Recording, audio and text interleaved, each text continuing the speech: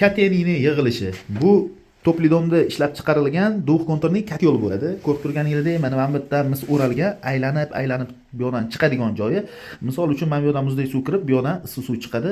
Обратный klapan обязательно qo'yish kerak, chunki issiq suvni orqaga uravermasligi uchun.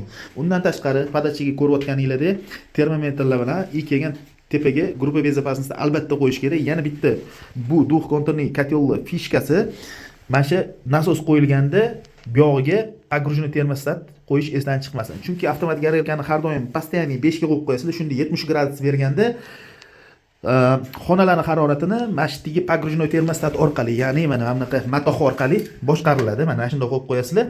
Necha gradus kerak bo'lsa, shuni belgilab qo'ysanglar, mana bu nasos shunga qarab turib ishlaydi. Misol 30 gradusga qo'yib qo'ysanglar, 30 gradusda o'chadi. Xona batareyalarni temperaturasi shunda 30 ko'rsatib turaveradi. Katyolning ichida qaynoq 70 gradusdagi suv turaveradi. Shunda sizlarga issiq suvni 55 gradus chiqarib beradi. Mana bu zakritniy bachok bo'ladi.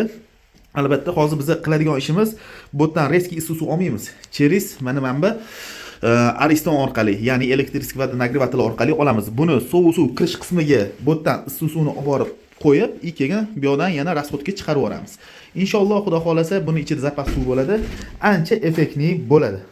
Xonalarni isitish uchun mana shunaqa panel radiatorlardan foydalanganmiz. Nasosning sistemada juda yaxshi effekt beradi. Ko'rib turganingizdek, bu yerda однотрубный sistema qilib turib, keyin devorlarni ham qanaqa teshasizlar deydi-yu, akkuratniy teshib o'tkazganmiz. Bunaqa bizilib ketmagan. Ko'rib turganingizdek, plintus ozgina olib turib, bu yog'ini kesib, chiroyli qilib narujniy qilib o'tkazib berdik.